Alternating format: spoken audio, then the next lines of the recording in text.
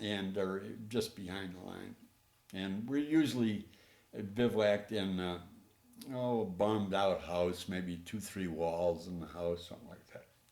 And so it comes time to settle down for the night, and here I come in with my bedroll in a duffel bag, carrying my little, and the doughboys had 2 blankets tops, and they'd just crawl up in the corner and go to sleep that way. And I'd unload my cot, set up my cot. I'd put on my bedroll. I'd slide in. I still had my shoulder holster. I'd sit up in my bed, put around in the chamber, put the safety on, put the gun back, and say night. they were, what's the matter with this guy? He thinks it's a Hilton, and so, and God bless those doughboys. They saved my bacon more than once. One time I can just offhand remember, I was in that situation, and I had to go to relieve myself. So I, half asleep, half awake, staggered to the door and was going to go right off of the door. And all of a sudden this hand comes over and covers my mouth and pulls me back. And just about that time, here comes a German patrol walking down the middle of the street. And they never saw us, we never saw anything. And that was close. That was as close as it can be. So I got a lot of respect for the doughboys. More than once, I'd be inspecting instruments, and some doughboy would take my back of my head and slam me to the ground and fall on the ground, and there'd be an incoming artillery shell. I never heard it, but they sensed that after a while. They knew those kinds of things. And one other story, and then we'll move on. But one time I heard through the company that was in reserve that there was I know why I heard it, because they were sitting around taking the red-tipped ammunition out of a machine gun belt, and they were tracers, and so they were eliminating. I says, "What are you doing that for?" They says, "Well, we got a situation up on the line that's a little tricky. There was a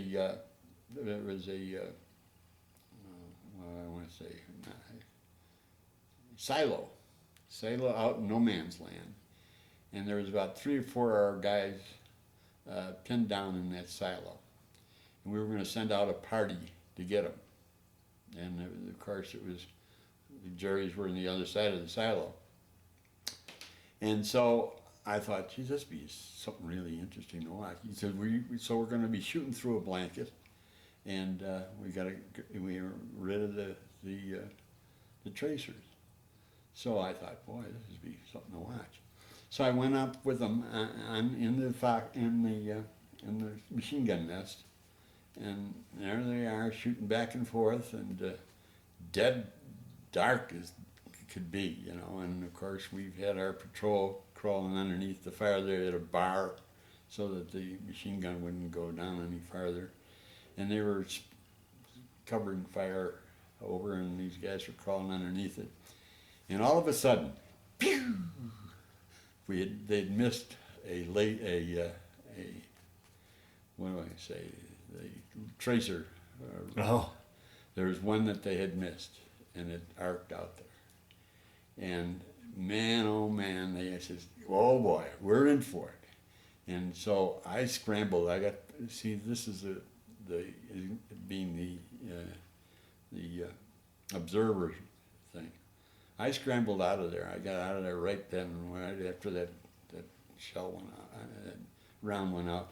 And so one of the guys got killed. They shelled that machine gun nest and killed one of the guys, and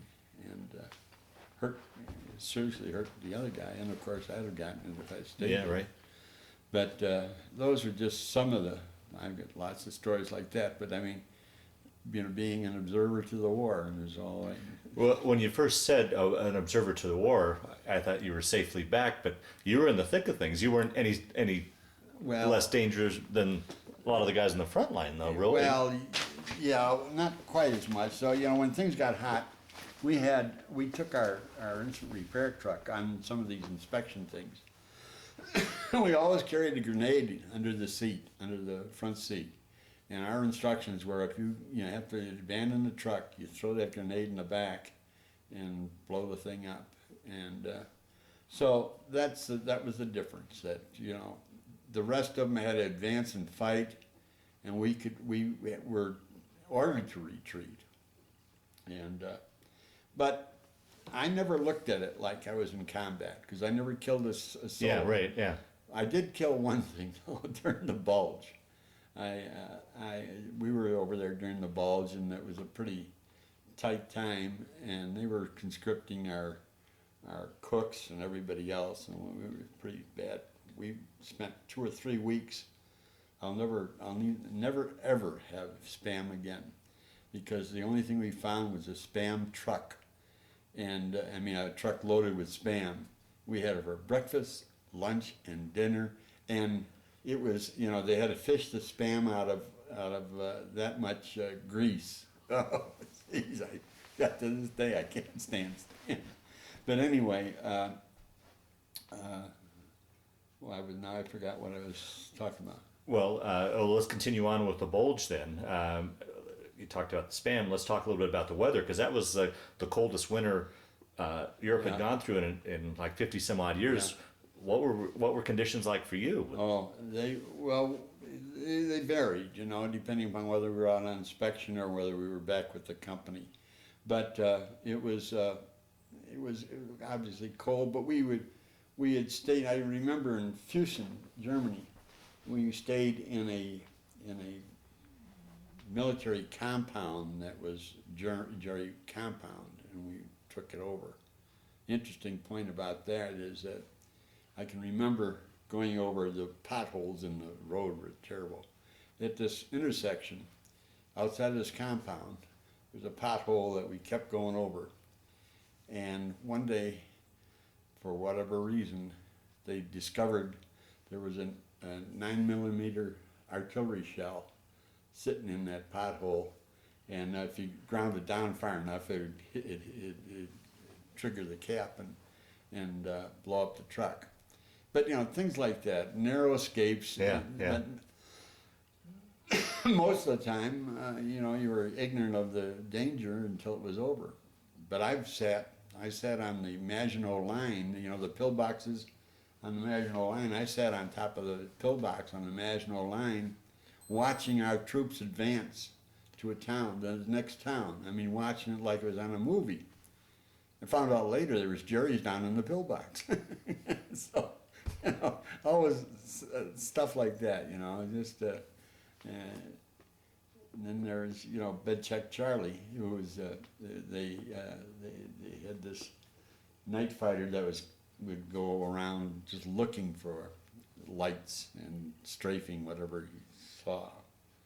And I can remember one night I was on guard duty, and coming down across the valley, there was a truck coming down the hill with his lights on. And, you know, I could hear Bed Check Charlie, I could see the truck, and there's not a damn thing I could do about it. No.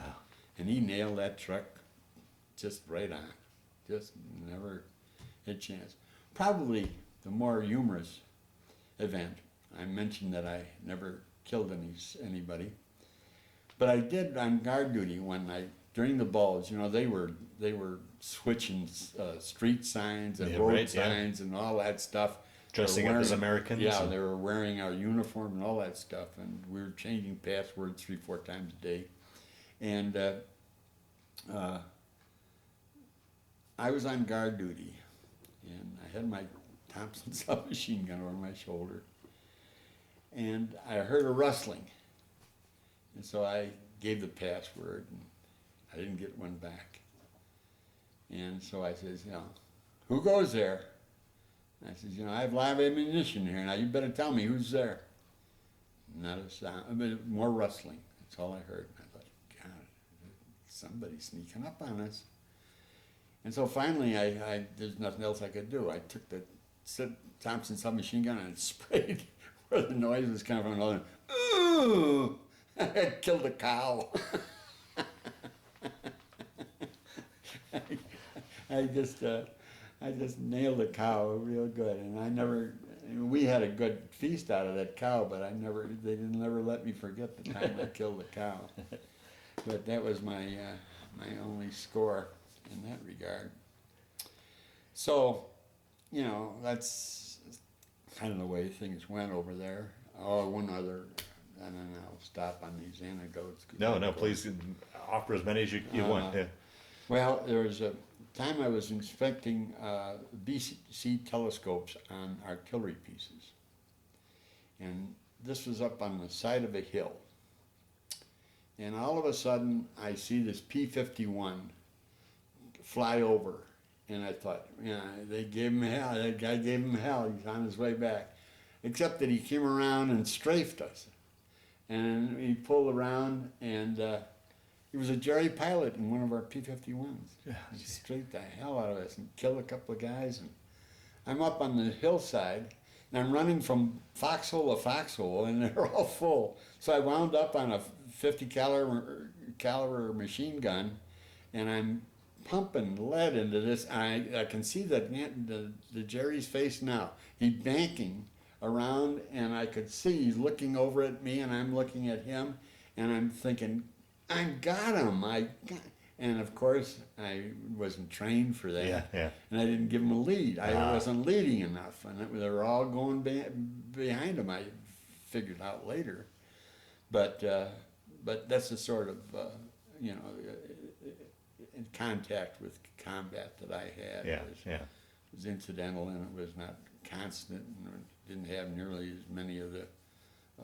I suffered more physical discomfort in the States than I ever did overseas. Is that right? Yeah. Huh. Because there was always, you could sleep in the truck, you could sleep in a barracks that we captured, or there's other. But in the States, we had a drill sergeant. I mean, that was ruthless. I couldn't believe it. It's Saturday morning. We're supposed to go and leave in the afternoon. He's got us in the morning. He says, now, what I want you to do, when I say scatter, I want you all to scatter. And when I say hit it, I want you to take a flying tackle at the ground, and I mean that's the way it's got to be. And it's raining like hell, and it's the fall of the year, and it's cold and rainy. And I can remember scatter, hit it, and you slide, and the mud covered. And then, you're covered with mud, and you're cold as hell, and you're wet. He comes in, and he makes us see a film before we do anything else, That and a 30-mile hike, all these things I kept saying, I can't do it. I'm not going to be able to do it. This isn't going to be me. I'm not going to do it. Or they're foolish. I can remember crossing, I don't know whether it was the Rhine or one of those rivers over there. We were crossing on a pontoon bridge. And I just absolutely disagreed with the Department of Defense there, because here it looked like the biggest 4th of July you ever want to see. All of what I'm trying to say, phosphorus shells, going off, all these shells, and we're shelling the hell out of this town, and they're shelling, I don't know who's shelling who, but we're pouring into this town. And I'm thinking, you got this little narrow bridge, and you got all those guys over there, and if we have to pull back, we're not going to be able to get back in it. And as I'm telling, my buddy who's driving with me, I think, this is stupid, for crying out loud. Secure the place, and then let's go over there. No, we got to pile in over there when it's all hot like that, and that's the kind of things that I just definitely disagreed with the War Department. But we won the war, so I guess I wasn't. They did something right anyway. Now, along the way, would you have any interaction with the locals at all? We must have, but I can't bring up much of that at all, because the one of the things that I noticed is that when we shelled a town, or when they shelled a town in France, well, by the time we went through, it was still, dodging debris all the way through. In Germany, the minute the shelling ended and we went into the town, they're picking up sticks, they were cleaning up, and it was getting cleaner and cleaner. Which reminds me of another story. My grandfather, who I mentioned earlier, came from Würzburg. As a matter of fact, my grandmother did too, Würzburg, Germany. And there's a story about Würzburg during the war. What was our custom was to phone in from the outskirts of town to the burgomaster, the mayor of the town, and ask him if he'd like to surrender his town. If we did, we wouldn't bomb it. We wouldn't shell it or anything. We'd go in. And so they get to Würzburg and called in. And the burgomaster says, "Yeah, come in. We're surrendering." And as they started in, a sniper knocked out one of our guys, and it just teed off the commander so bad that he pulled back, and he says, "I want you to line up your artillery, and I want you to start at the far end of the town and reduce your elevation a little bit and just keep shelling and shelling and shelling until there's nothing left of that town." The only thing that was left of the town was a monastery up on the hill. And he just leveled the town. And he started at the far end and moved this way so that people didn't have much chance of even getting out of town. But he was going to make him pay for that, and he did. I never had the courage to tell my folks about that. Right. Did. Oh wow. Did they ever talk to you after the war about, being from Germany, what their thoughts were on the whole matter, or? I don't recall any specific conversations except one before the war, or maybe it was after the war. But one comment my grandfather made, he says, that's one of the reasons why I came in. We saw it coming. We saw this coming. So apparently when Hitler got in, they got out. And that's the only reference that I have my grandfather, my grandfolks in Germany. But